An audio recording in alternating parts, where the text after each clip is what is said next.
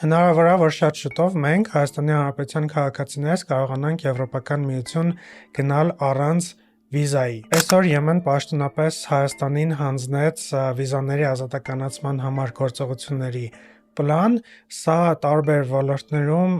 այն գործողություններն են, որոնք որ պիտի Հայաստանի Հանրապետությունը, Հայաստանի կառավարությունը իրականացնի տարբեր բարեփոխումներ, որպեսզի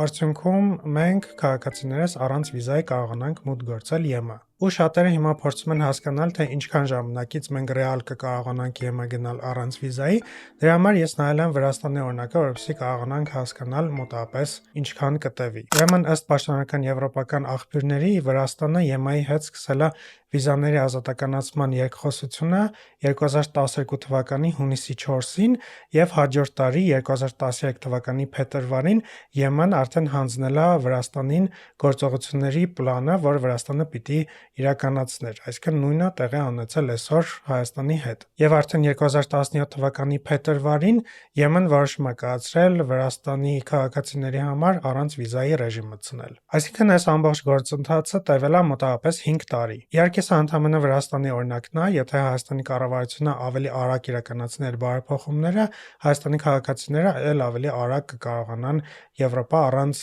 վիզայի մուտք գործել։ Բայց ամեն դեպքում հաշվի առեք, որ մենք վաղը կամ վաղը չէ մյուս օրը առանց վիզայի ԵՄ մուտք չեն գործի, բնականաբար սա կտևի որոշ ժամանակ, մոտավորապես 4-5 տարի։ Բաժանորդագրվեք, լայքեք, տարածեք, մերսի։